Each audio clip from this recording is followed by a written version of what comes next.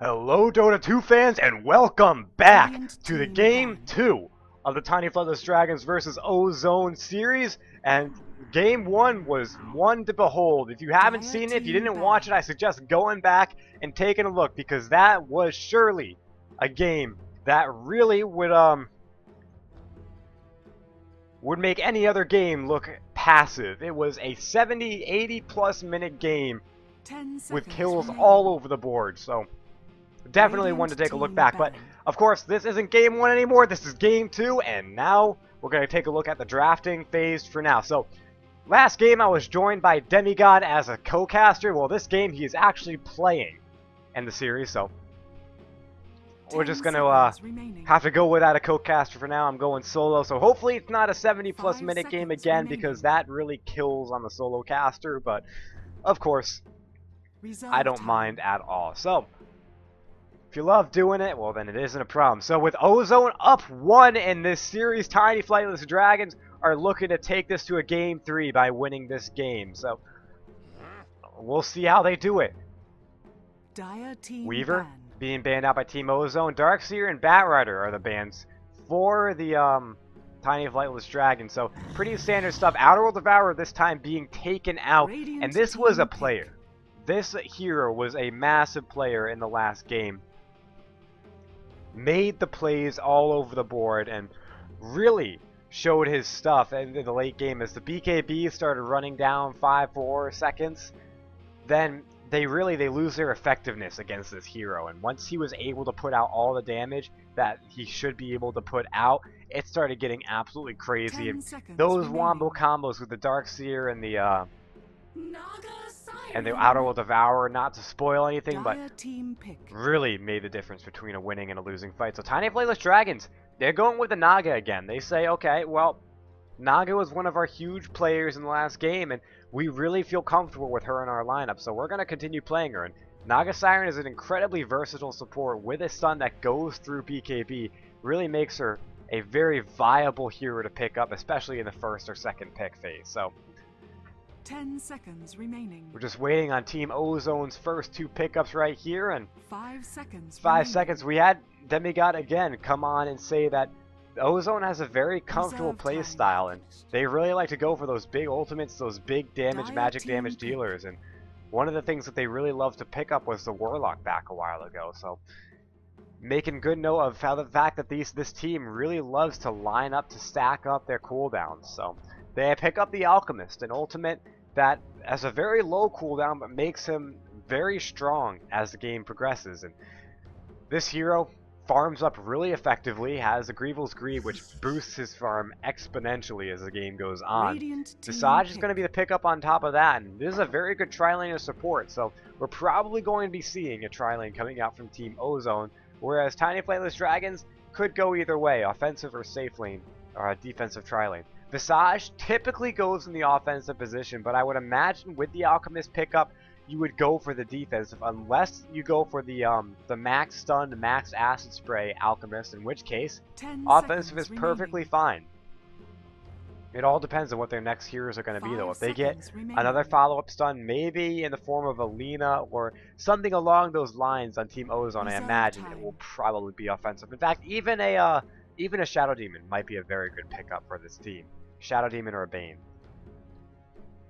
Again, going back to those banishment heroes that I talk about all so much, is the Shadow Demon, the Bane, the Outerworld Devourer, all heroes that can get heroes, hold them in place for a long time to set something up. Tiny Flightless Dragons, they go with the Enigma. So some TI2 action coming out right here with Enigma Naga Siren. It would be a full TI2 if they pick up a Lycanthrope and a Tidehunter on top of that. I'm looking forward to that. But with Enigma probably going to be taking the jungling position, I imagine we won't be seeing a tri-lane on the side of Tiny Flightless Dragons. Rubik, another one of those banishment, so to speak, heroes, although not as much. The telekinesis does hold a hero in place for a long amount of time, so Rubik being banned out, they sense the effectiveness of those types of heroes on Team Ozone. And I imagine either a Bane or a Shadow Demon ban would be the next pick, or the next option for them. Meanwhile, Ozone, they get rid of the 10 seconds remaining. gyrocopter, so Tiny Flightless Dragons, they look 5 to be the seconds remaining. ultimate stacking team this time around, and with the gyrocopter being taken out, that would Dire fit team that ban. fit that description rather well. And there we go, Tiny Flightless Dragons. They take out the Warlock again. Realizing the potential of this hero, they know that they don't want Team Ozone, which again, as Demigod said, is a team that is really 10 comfortable with this seconds hero. They don't want Ozone to pick it up. 5 seconds remaining. So, with Ozone picking up their last ban, we're going to go into the Reserve second time. picking phase, but I would imagine they take out more wombo combo ultimates, like that Tide Hunter. But it's all up to an interpretation. So, where are these drafts heading? Well, I've been talking about them, but Naga Siren, a fairly good physical damage dealer. It looks like they're going to take out the Sven, which is a hero that cleaves through that Enigma's black hole. But again, Naga Siren can set up nearly anything, and if it's set up correctly, the Enigma will be able to make good use of that. In fact, I imagine maybe even a Magnus to come out for Tiny Flightless Dragons as the game progresses, because with the Magnus, you don't even need the Sven. You can cleave any melee carry. So if you pick up a hero, you know, you can pick up a Tiny anyway, 10 seconds remaining. you pick up any other hero that is based 5 heavily in the seconds melee, like remaining. maybe a Lifestealer or something of the like, then the Radiant Magnus team becomes pick. really effective because he gives that hero cleave, and he sets up from the Naga Siren's ult, sets up the black hole very well, almost like a shorter range vacuum from the Darkseer, except with a bigger cooldown and with a stun. So, Jakiro gonna be picked up by Team Ozone. So there is another fairly good setup stun 10 from a seconds support, and we remaining. saw in the last game how they are actually very comfortable with this hero. 5 seconds remaining. Jakiro has a very nice stun, and in fact, I wouldn't be surprised if they pick up a Nyx as Reserve well, time. because they are very comfortable with this series, and it worked in the last game. It helped them come back from a bad deficit by making fights that would originally pick up 1 or 2 heroes, pick up 3, maybe 4, and even full-on team wipes. Bounty Hunter is going to be the pickup on Tiny Flightless Dire Dragon, so team pick. I wasn't expecting this one, honestly, but let's take a minute to think about this. Bounty Hunter is going to make the gold rain. He's going to make it rain if he gets track kills off. And with the Naga Siren, Song of the Siren going off, if I'm not mistaken, he can get track after track while that song is going off. And then even more when the Enigma's got the off. So you can quite easily 10 get seconds 3 track remaining. kills, 4 track kills quite easily in a 5-man team fight with his Bounty 5 Hunter. And that's seconds going to make remaining. gold fall from the sky. That's at level 1, Reserve 150 bonus gold for the Bounty Hunter each track. Level 2, 200, level 3, 250. Which is going to mean if you get 4 people in that track at level 3, that's 1,000 bonus gold for this Bounty Hunter. And I believe it's 150 per, so about 600 bonus gold for every one of his allies in proximity who got the assist. So that could be a huge player in this game. So Team Ozone probably want to go for some detection. If not, they want to be very careful with how they deal with these team fights. They don't want Bounty Hunter to become a problem, and if he does become a problem, they don't want him to be able to make use of those track kills. Now obviously the counter to track kills is to not die, but when you're up against the Song of the Siren, when you're up against the black hole, sometimes not dying isn't an option. So you have to really mitigate what it does for the enemy team by Radiant shutting team down the pick. Bounty Hunter, making sure he doesn't get level 11 really fast, mitigating the amount of extra gold he gives, and even being there to help so that these heroes don't actually die. So like TP supports coming in from all over the map to keep them alive. And there is a little lone druid. So I wasn't expecting that at all, but probably going to... Spectre. Dire team ban. Spectre is the pickup for Tiny Flightless Dragon, so I'll come right back to that. But the lone druid, putting this at a pretty dual core Team Ozone lineup, and this time it looks like they're not going for the wombo combo. 10 seconds Instead, remaining. they're going for the physical damage. And with the 5 armor seconds reduction remaining. from the Alchemist's acid spray, Visage might be getting a Desolator this game, Reserve as some time. Visages do. Lone Druid, with the possible Entangle, Jakiro, Ice Path, Macropyre, being able to hold someone in place for a long time and then getting a lot of damage on them, that could work for Team Ozone's favor. And Spectre has to be very careful. If she gets shut down by an Entangle or a Radiant stun, team banned. she could die very quickly. Magnus, a smart ban out. They are missing a mid on the side of Dire Tiny team Flightless Dragon, so the Magnus would have been a very good wombo combo helper, so to speak. Even if he gets the jump on, gets the RP before the Naga gets the Song of the Siren, Naga can then pop her ultimate, and then the Enigma can come in and then drop the black hole whenever he wants. Timber gonna add to that physical Radiant pure team DPS of Team Ozone. And from past experience, Timbersaw is a fairly good opponent to the Spectre. Granted, the Timbersaw doesn't get focused down by the entire enemy team. In a 1v1, the Timbersaw at 10 to 30 to 10 to 40 minutes should be able to 1v1 the Spectre handily. Even with the Desolate procs happening. So Invoker is going to be the mid for Tiny Flightless Dragons, and that is a fairly good hero to pick up, I imagine, with this line. We don't see him a lot. His effectiveness is widely underrated for most situations, and I'm really excited to see how they play him. It's going to be Static Water that's going to be the one to pick him up. So, as heroes start to phase into their, or players start to phase into their heroes, we can go ahead and go on into the game, but it looks like we have a disconnect on the side of Ozone. In fact, let me see if there's anything going on in chat there. Nope, Jory just disconnected. He was the Luna in the past game, so I'm surprised. I would imagine he would be playing the carry, but it looks like he isn't. Let's go ahead and introduce the teams regardless on Ozone. I guess I will do Tiny Flightless Dragons first because Ozone have a missing hero, but we have the Naga Siren being played by Lucky Fox, Pinky the Pirate. On the Spectre, we have Krona playing the Bounty Hunter, Static Water playing Invoker, and Dakeen gonna be playing the Enigma. Meanwhile, for Ozone, Visage is going to be picked up by Jorah. Trektus gonna play the Jakiro. Project Leet on the Lone Druid. Demigod gonna be on the Timbersaw, and Jay playing the Alchemist here. So again, this is gonna be the physical, like last game, the physical pure damage output going up against the Wombo Combo. And the last game, the Wombo Combo won.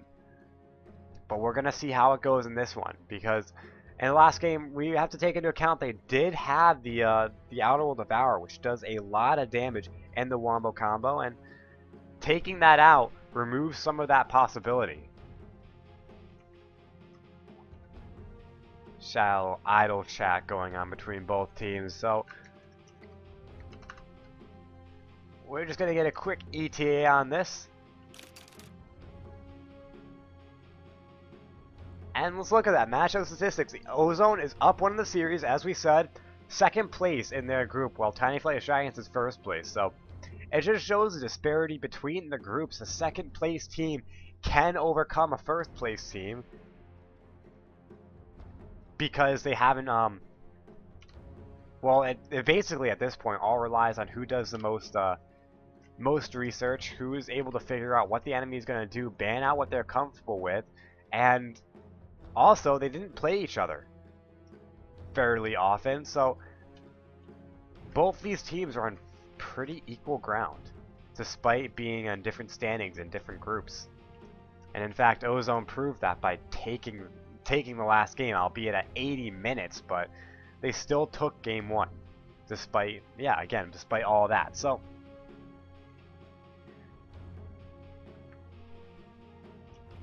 all in all, not much to say about any of this. I mean, I could just go over again and again what I've been talking about before. So let's recap the last game.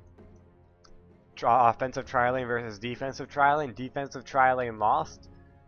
Despite getting first blood, the offensive tri-lane was able to pick up 4 or 5 kills after that. The game worked pretty much in a bully factor as Tiny Flightless Dragons were able to find kills across the map, but they didn't take any towers, which meant that Ozone was able to keep up in terms of gold. And then you add on top of that, they ended up winning a couple fights, especially at the ones at their base where, as I said, they needed to set up the Great Wall in North America. They did. They were able to defend a couple of big pushes and even get 4 or 5 heroes because of it. And then, of course, they lost a few bad fights, which meant they lost 2 racks completely. And later on, they lost another in the top lane. So if you're not tuned in for spoilers, you should have probably muted me like 5 minutes ago. But I'll stop talking. If you want to go watch the game, you can go check out my Twitch page later on in the day. I will probably have those set up as highlights, and I will also try to upload them to YouTube, which you can see on my Twitch page. That's twitch.tv/Chicago__Ted. I cast the Reddit Dota2 League, which you're seeing right now, as well as some a couple of off games of the NA Dota Elite League. So, with 5 heroes going in, they have the they feel like they can take 5-man fights in the early game, and it doesn't entirely look like they're expecting the 5-man. They might be expecting 1 or 2 heroes to be caught out. So they're just gonna wait here. They're checking out to make sure there is no ward to spot them out, but right now, Ozone rather, have not made any real attempt to get into their lanes. So this 5-man kind of group up to the bottom is gonna dissipate right now. And it couldn't have been worse timing too, because Jay had just found himself alone in the enemy jungle. If Tiny Flightless Dragons had stayed there just a little bit longer and been a little bit more patient, they would have gotten first blood easy on that Visage. So, Static Water, I'm going to be playing the Invoker in the mid lane. It looks like Bounty Hunter is going to solo off. Nothing too revolutionary about this. Takeen will play the jungle as noted, and it's going to be Pinky the Pirate and Lucky Fox that are going to be playing in a dual lane melee, which is going to be very difficult against this offensive tri-lane. In fact, I would imagine that shutting down the Spectre is going to be very easy for Ozone to do. Meanwhile, in the top lane, it's going to be this lone Project Lee on the lone Druid versus the Bounty Hunter. This is a lane that Project Lee shouldn't have too much of a trouble with, and once you reach level 5, it's going to become exponentially easier for him. So Spectre, realizing just now that probably not going to get much out of this, has the the Shadow Dagger, Spectral Dagger rather, to try to get a couple of off last hits if need be, but not really making use of it as it is a high mana nuke. If you even call it a nuke, it doesn't do any damage. Now Jay, with a double damage root, is actually getting a lot of damage on Lucky Fox, with the Spectral Dagger flying out, doing negligible amounts of damage, and this is going to be Visage that's just walking away. Pinky the Pirate, trying to find a couple of last hits, but again, use that Spectral Dagger, and now he's used up more than half his mana. Trek2's going way far behind. Pinky the Pirate in a little bit of trouble, but Ozone realizing that they're not going to die if it's too far. And this is Ozone just walking all over this dual lane, as we expected would happen. Meanwhile, Static Water actually doing a good job versus this Timbersaw in the mid lane, although he is losing 8-1 Timbersaw versus 4-0 on the Invoker. We just saw him force off the Timbersaw, but if you're not getting the last hits to back it up, it really makes no difference. Spectre is sitting 2-0 right now at 2 minutes. A last hit a minute on a Spectre is awful for a hero that needs to go late game. And Krona just finding a fairly good amount of farm in the top lane, 3-1, not too shabby. But take a look at the lone Druid, and he's 7-1. Meanwhile, Demigod, 15-1. I don't think he's missed more than 1 or 2 last hits by that score. I believe Perfect is 80-80 by 10 minutes.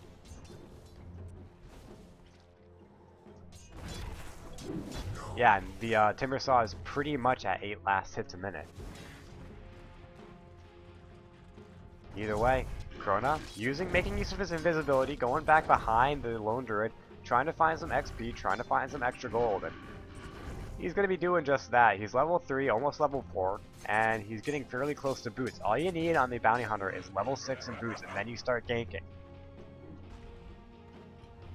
Making use of that level 6 track, although recently I've seen, hold that thought, we have Lucky Fox getting grave chilled up, but with the net to fly, keeps him from being initiated on too much. And as I was saying, I've seen a lot of bounty hunter players opt out of the level 6 track, which I don't agree with at all. But now Jay taking a Malefice stun, the Spectral Dagger, and the net to fly. The Desolate doing lots of damage, and Jay is actually going to fall first blood to Pinky the Pirate.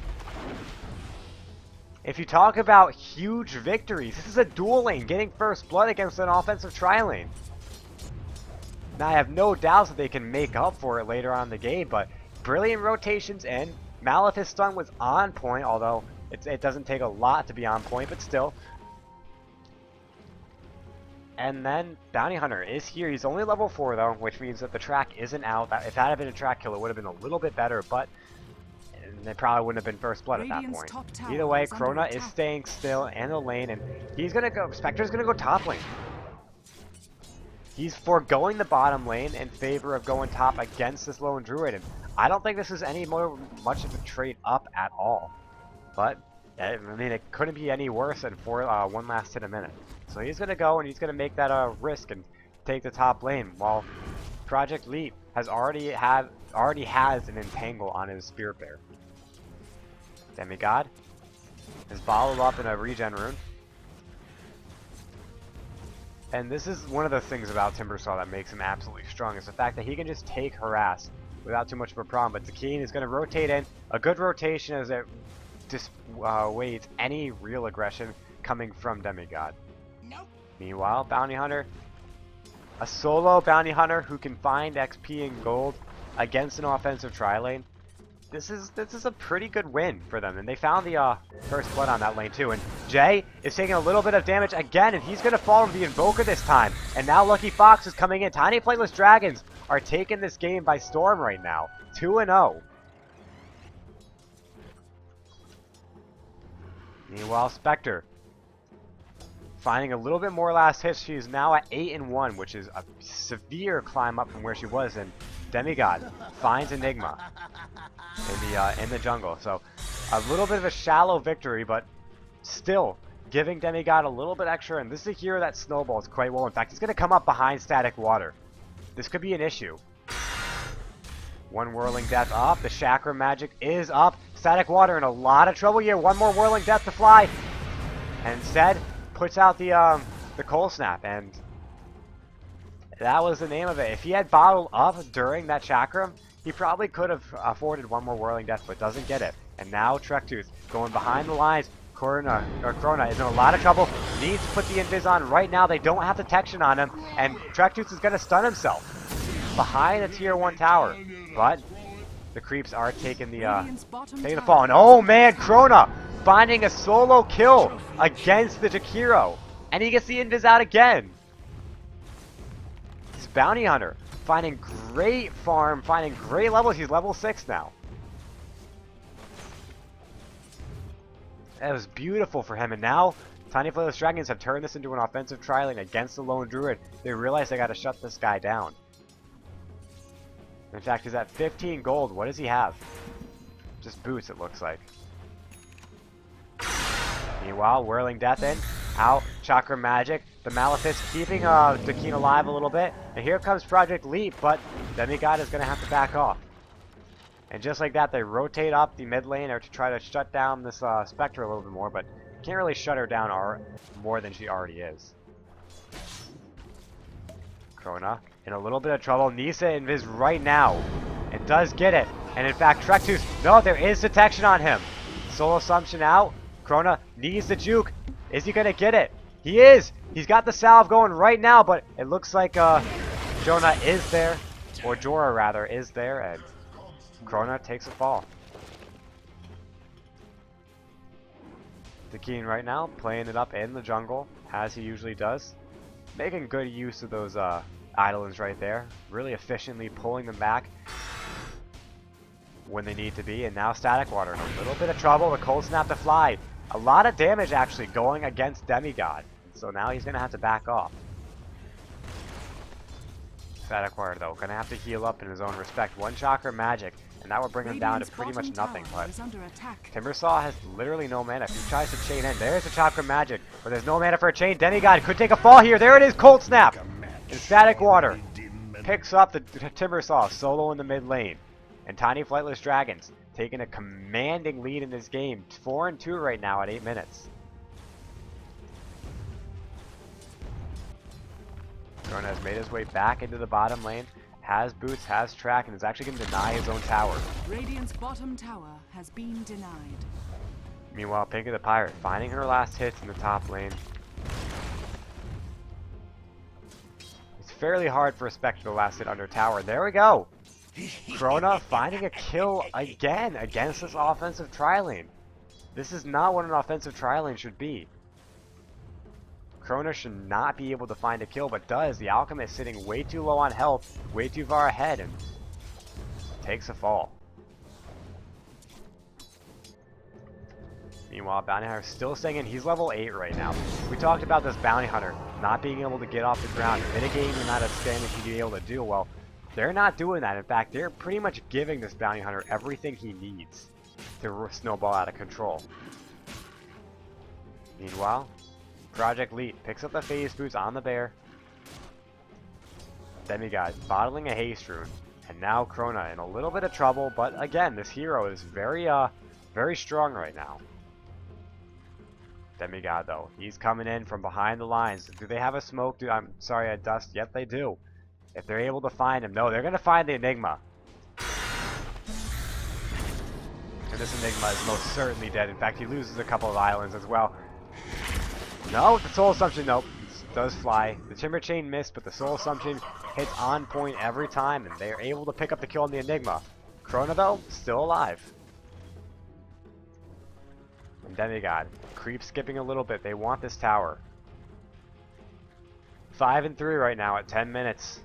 Take a look at the golden XP graphs, and Ozone has gold, but Tiny Flightless Dragons has XP. This site is quite familiar, except 70 minutes prior.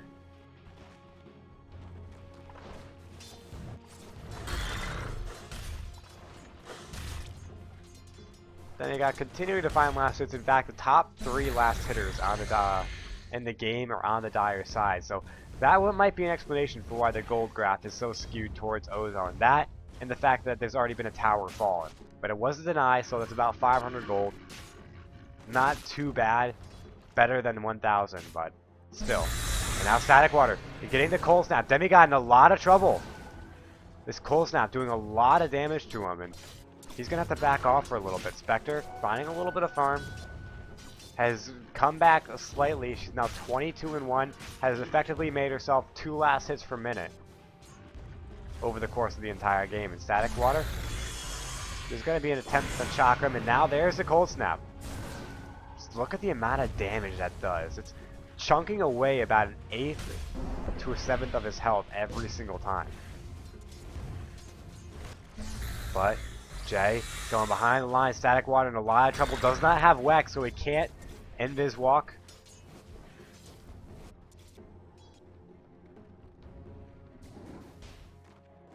Keen farming up the enemy jungle. They can't shut down Project Leet just yet. He is still big and strong in this lane. But now Jay actually finds himself in a sticky situation. The Ice Path does fall, catching him in a perfect position to get Timber Chained up. The Whirling Death to fly, and that's a death. But Jay taking a lot of damage from these Magma Forged Spirits. And just like that, they're going on Project Leet. They had the net on him, the Desolate procs. He's walking away from his bear, so he's taking a lot of pure damage from this, but comes right back into the position of his bear, tries to TP away, but doesn't get it, and Enigma picks up the kill on the lone druid. Meanwhile, Demigod is waiting in behind the line. They have 2 heroes rotating in for this. Dire's middle tower is under and they attack. spot him. They know Demigod's there, and they're just gonna try to back off. No, they're going for it. Spectral Dagger to get vision, but missing everything. Ice Path does fly, but hitting nothing. And now Spectre taking a Chakra Magic with a net to hold Demigod in place. The Macro Pyre is down, and they're going to have to back off. Tiny Flightless Dragons do not want to fight in the Macro Pyre. Meanwhile, Krona doing a lot of damage to Trektus, but Trektus has his hand of Midas. Ult, though, wearing off, and Krona, if this is the time to strike, decides not to invis. We see the teleport support coming into the top lane. Static Water in a lot of trouble here. Needs to try to get the Cold Snap. Does he have the Cold Snap? He doesn't. 13 seconds out. And Enigma taking a Chakram, a Timber Chain to fly, but misses. And then there's the Black Hole happening on one, but it's well worth it as Demigod takes a fall. Not without taking the Enigma with him, though. And now the Soul Assumption on the Spectre, taking a lot of damage, but will not fall. In fact, Visage takes a fall. Static Water putting down his Forged Spirits, trying to get away. One Entangle, though, will be the end of this. And with the Chakram, it should fly. The Ghost Walk, though, coming out. They're trying to find him. Or will they get him? One Chakram. If it hits, it doesn't. Demigod decides not to throw it out. That would have been the kill if they had hit it, but Krona just doing what he can, finding more from him. He's 3-1 right now. Level 11. We take a look at the hero Radiant's levels. top tower is under attack. That's the net worth, but it shows a similar picture. Bounty Hunter is pretty high up there, but the top three are still on the side of the on the Dire, and that's attributed again to the last hitting in the 9. We see the gold that graph though is starting to come up a little bit in favor of Tiny Flightless Dragons, and the XP is shooting heavily and the non-aviating scaled beasts favor. And now Trektus, they got the smoke, or the dust rather. It's stable the concoction to fly. The Visage Familiars are there to get the stun, and this is a dead Bounty Hunter. Nothing more said and done. One punch from the big guy, and he goes down. So, Jay spotting out the Invis rune in the bottom rune spot. The Static Water finding some more last hits in the mid lane. That'll be Timbersaw actually getting the Invis rune, so some aggression probably going to come out in the mid lane. Static Water in a little bit of trouble. Do they have another dust? They do. And now Static Water in a lot of trouble, but instead they find the Enigma. Ghost Walk out on Static Water, but Jay takes a fall almost instantly, and now Jorah is in a bit of trouble. In fact, Jorah is going to take a fall. That's 2 kills going the way of the Radiant side, but Demigod is right there. The Ghost Walk to fly, Enigma to fall, and Demigod needs to be careful. In fact, here comes the Spectre, and the Skull Snap. Demigod does fall, and Invoker picks up the kill. That's a 2 for 3, or 2 for 1 rather. 3 for 1, that's right, the Visage went down. But Enigma, don't really want to lose him. He's getting close to, in fact he has his mechanism, so it doesn't really matter. He bought out the mechanism before he died, and that's all that's said and done. Ozone are starting to look a little on the back foot in this game. It's 12-7 right now at 15 minutes. Goldgraph staying the way of Ozone, but Tiny Flightless Dragon still climbing in the XP.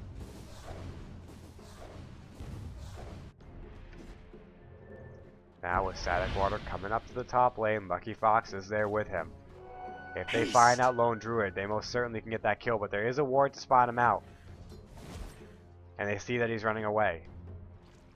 Instead, they're going to decide to go out on this tower. There are 2 Forged Spirits. They're willing to make a play, and in fact, it's going to be Bounty Hunter to find out the Lone Druid, but he's at about half health, which means he doesn't want to go in on that. Meanwhile, Tier 1 mid, taking Demigod's fire, taking Jay's fire. It's going to fall. Meanwhile, they're trying to trade top tower for it. Top going down rather fast. They have a glyph that they want to defend. In fact, there's multiple heroes coming up. Are they going to glyph it? They are not. They're going to sack the top tier 1, and that's a trade. Dire's top tower has fallen. Visage coming right on up. And Lone Druid jungling in the just jungling up a little bit, trying to find himself some extra gold. And there's a Shadow Blade out on the Alchemist, and he's going to make use of that immediately. He sees Spectre in the bottom lane. This is very bad. Doesn't have his ultimate up though. No, that mind. He has it popped. There he goes. Spectre, not sensing any impending danger, is going to take the full duration of this stun, but catches himself. Is he outside the Acid Spray? No, he's not. Stun. Yeah, if he had gotten just barely outside the Acid Spray, he might have lived there. But Of course, Trectus, very strong, was able to take him out with that minus armor from the acid spray, reducing it by 4 armor. And now there are 4 heroes now grouped. I make a turn on this tier 1 mid. Lone Druid picking up the Vladimir's offering. And here they come. 4 heroes going in the mid again. There is a glyph. Shadow, Death Pulse going down. Midnight Pulse, rather. And now the Eidolons. There are 6 of them here, and they're going to fall to the Macro Pyre. And here's a black hole. Actually catches 3. And now Spectre, coming into the fight, is getting a couple of last kills out there. Lone Druid doing work, getting a few entangles, familiar stunts, catching 2. Static Water gonna get himself out of there, and Piggy the Pirate is back behind, but here is the pause button from Lucky Fox. And they pick up 2 and don't lose anything. Tiny Flightless Dragons take a great fight there. And on top of all that, they get the tier 1 mid.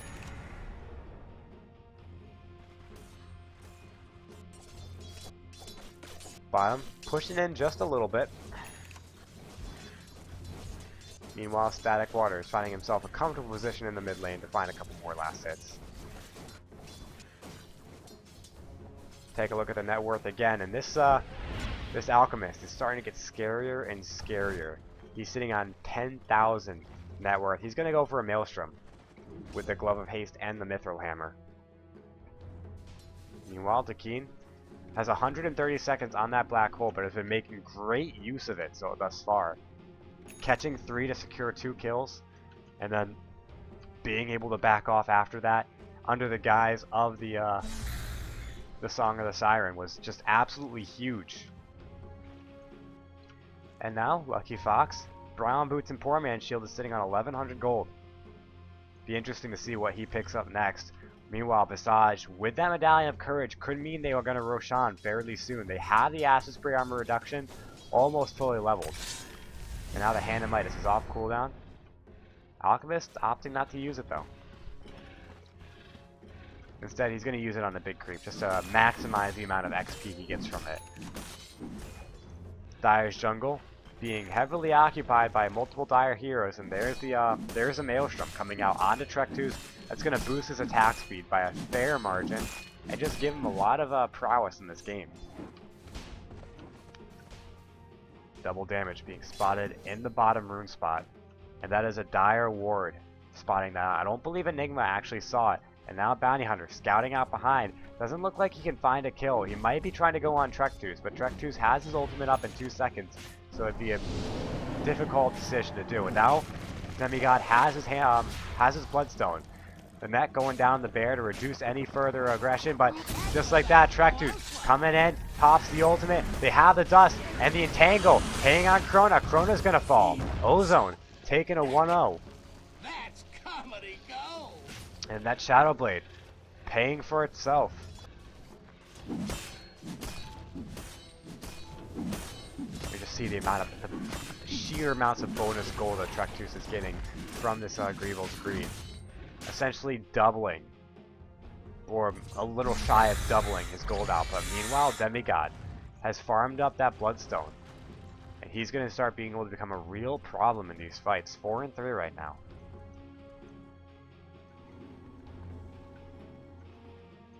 And all in all, 14-9 right now at 21 minutes. So a little more than a kill a minute right now. Certainly not as action-packed as the game 1, but this game it's hard to tell which way it's going. As the Alchemist is sitting at the highest point of the net worth, the Demigod on the Timbersaw has the Bloodstone up and running. So this is going to get more and more difficult as that gold deficit is really taking its toll. In fact, it's just falling and falling deeper and deeper in Ozone's favor. Now Ozone actually has an XP lead too. So we talk about a morale boost from the early game of Tiny Flightless Dragons only carrying them so far. Failing to be able to realize that Ozone is able to farm up very well. It's been getting a lot of gold, and now here comes the flank. Almost the entirety of Ozone coming behind Tiny Flightless Dragons, and this could be big. This is a real issue. Naga Siren, does she have her Song of the Siren up? She does. She's gonna have to pop it really soon if they're to survive multiple people. But with the Spectre coming in, Jay's in a lot of trouble. There's the Song of the Siren. Lucky Fox just barely getting away with his life, the mech to pop. And they evade what could have been a very bad situation. Now Static Water is actually a little farther ahead than he should be. Demigod getting a long timber chain. They can't invis out of there. They have the dust. And now a good stun down on Krona. But the black hole catching 3. But not turning anything. The Ice Path keeping the Keen out of the fight. And now Lucky Fox might be taking a fall here. The Soul Summons to fly. Does get it. 2-0 right now in favor of Ozone. And they're just going to turn around and go right on this tower. Backdoor protection still up, but that's going to fall as these dire creeps start coming in.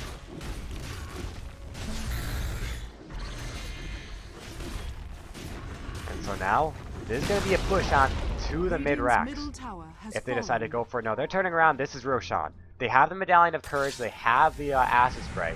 So I would be very surprised if they don't go for Roshan here. They know the cooldown for Enigma is up. They know the cooldown for Song of the Siren and Haunt is up. So yeah, this is if there's any time to Roshan, it's now. There's a bear. He's going to be the one to tank it. And Roshan falling really quick with that with the Medallion of Courage. It just shows how fast it goes down. Like Visage, you're getting to refresh it. It doesn't matter. Roshan is going to fall in 3, 2, 1, gone. Aegis going the way of Alchemist. And it looked like Tiny Flightless Dragons wanted to contest it, but couldn't. They weren't going to get there fast enough, and they didn't have all their heroes in time, plus all the amounts of cooldowns that were already used. Take a look at the gold and XP graph. 7,500 in gold, 4,000 in XP, and this is getting really scary for Tiny Flightless Dragons. Ozone, they took game 1, and now they're poised to take game 2 right now, as they have the advantage in both gold and XP, as we saw. The net worth showing a similar story. Alchemist skyrocketing, pretty much doubling the next highest, it looks like.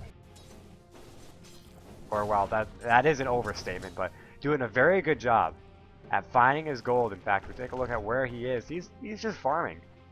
It's all he needs to do. He has the Aegis, so he doesn't want to press anything. They're just going to wait for when Tiny Flightless Dragons feel like they can take a fight. And then they feel that with their Aegis, they're going to be able to win. And Alchemist finds his Assault Cuirass. Probably got to get rid of his Quelling Blade for that. In fact, doesn't notice that he didn't get it yet. Yep, there it goes. Yep, get rid of the Quelling Blade, picks up the Assault Cuirass, and that is a huge pickup. It is 26 minutes, and he's got Maelstrom, Shadow Blade, Assault Cuirass, Phase, Hand of Midas. We talk about a guy who's farming up very well. That's him. Let's take a look at his GPM. He's sitting comfortably at 611, and right now, what was that? Was that a Forge Spirit? It just went down? And now Static Water in a lot of trouble. Puts down the tornado, drops the meatball, but that's not enough. The Keen gonna take a fall. Almost no resistance to that one.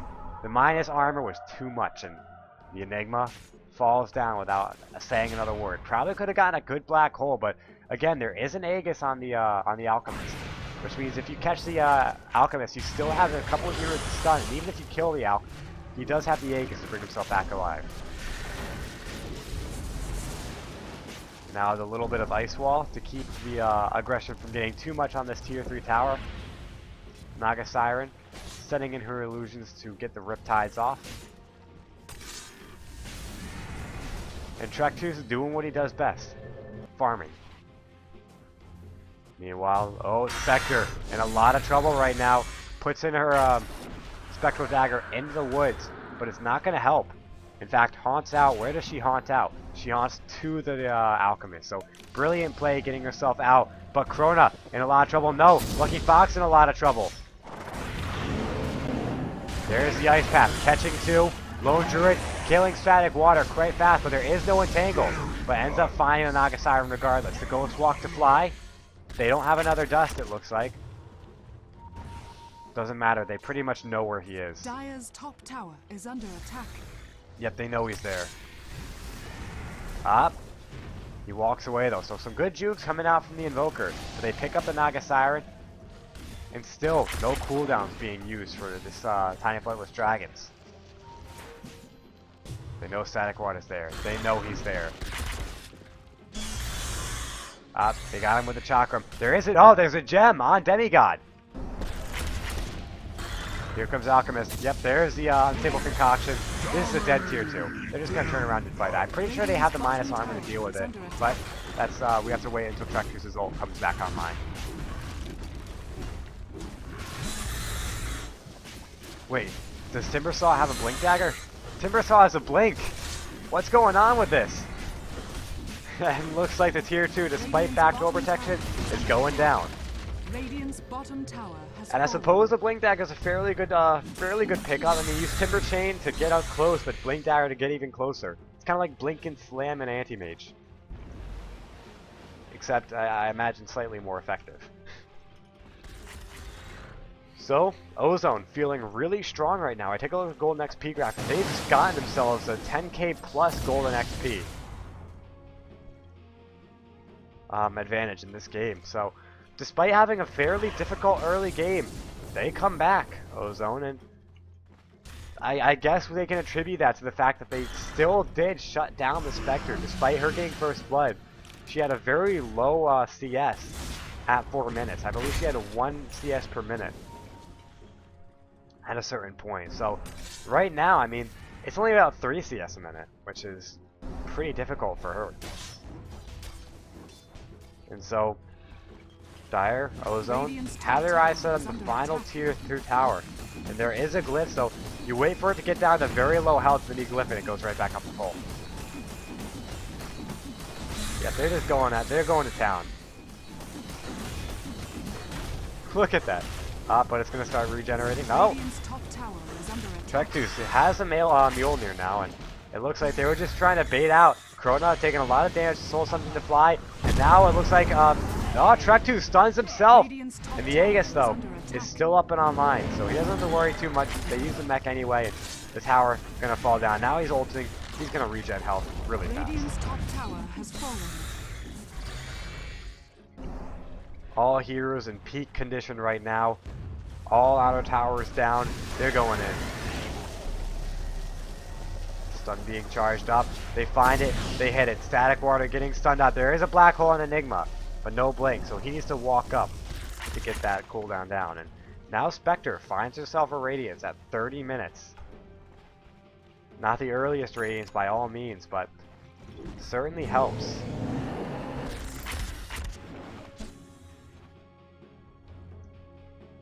She's just going to start trying to flash farm as fast as possible, trying to pull this game into a position where they can win it.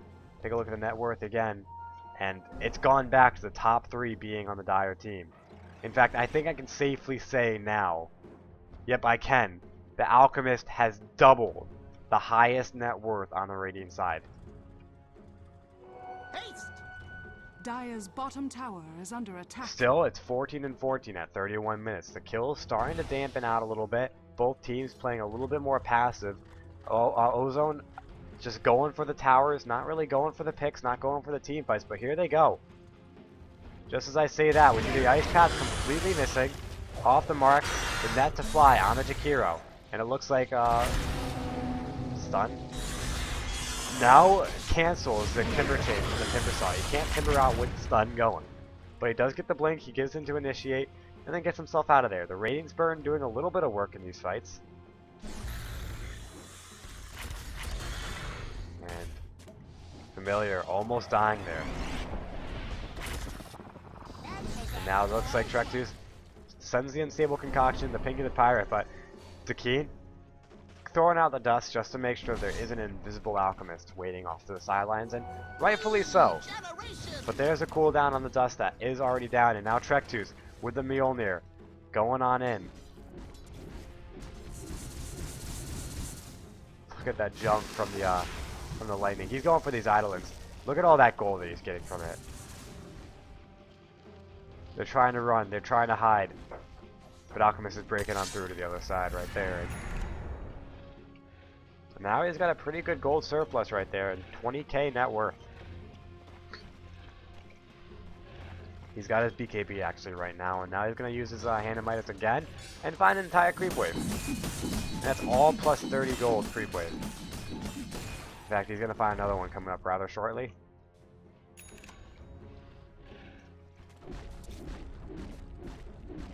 Yeah, the bonus gold on this hero is absolutely amazing. In fact, let's take a look at his gold per minute again. He's at 675. He hasn't dropped. He's actually gained gold per minute right now. And I would imagine one team fight plus a straight base charge into a couple of tier 4s. I imagine you can get a GPM of upwards of 800 in this game alone if they push right now and they're able to pick something up. He's got his BKB on. And now they're willing to fight. Roshan up in a minute, so if they want to wait for the Roshan, more power to them. Yep, Roshan back in 30 milliseconds right now, and Trektus going straight up, takes the Ancients. 14-14 still at 33 minutes, and again, passive game. For the, well, at this point, it's pretty passive. Trektus, pretty content with farming. Roshan is coming up. In fact, here goes the timer of death right now as it falls down to 0, and Jakira is right on it. He knows exactly what it needs. Or does he? Nope, he's just walking away.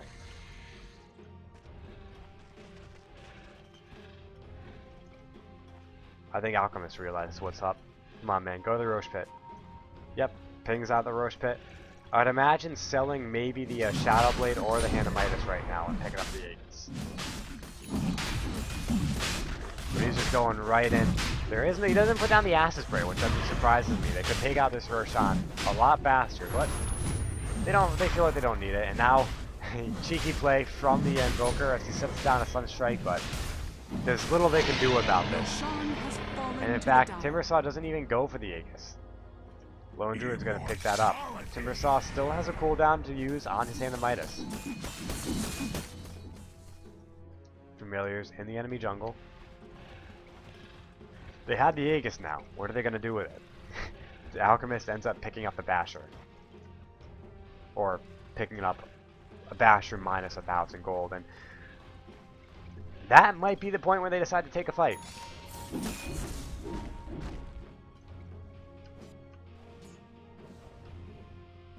Spectre, flash farming up, doing what she can. This is exactly what she needs to be doing. She's at 1,300 gold right now, so obviously not the fastest farmer, but definitely making use with what she could be doing. So now a big push being carried out on the bottom lane by Ozone. They feel strong, they feel ready, and they're going to go for it. They have the Aegis on the Lone Druid. He's ready to go straight in. Trektus as well. Ultimate off cooldown, looks like. There it goes, pops it up. And now this creep wave, absolutely melting. Midnight Pulse to fly to dissuade nearly anything. Now, Meatball to fly. Trektus is actually taking a lot of damage. There are a lot of heroes grouped up. Cancel the, oh man, he probably could have gotten more. Oh wow! They didn't pause it. Oh man, it looks like a Tiny Flightless Dragon is just getting absolutely ripped apart in this team fight. Spectre buys back, goes straight into the middle of it, but dies instantly. Invoker buying back, but this is bottom racks. There is nothing they can do about this. In fact, Demigod is still going in, but he might take a fall here. In fact, he does. Trektus just waiting in, goes to secure the gem, make sure it doesn't get picked up by anyone else. And there goes Jay picking it up. Meanwhile, bottom racks have fallen. And, well, don't have much more to say about that. Ozone, take game 2 and take the series. This best of 3. So this will not be going on to the game 3. Tiny Flightless Dragons, unfortunately, losing game 1, and it must have been a huge morale hit to lose that one after 80 plus minutes. So they were tired. Both teams were tired, but one was emboldened. So name of the game, as well as just having a farming Alchemist and a farming Timbersaw. So guys, you've been listening to Chicago 10. Game 1 I was joined by Demigod, but game 2 I was alone, and If you want to see more of me, you can go over to my Twitch page, twitch.tv/Chicago__Ted to see all my past, present, and future games, as well as a link to my YouTube page. If you want to see these games later on in the day, you can check out there. I'll probably have them highlighted and archived onto the YouTube. So guys, again, Chicago Ted, I'll catch you all next time.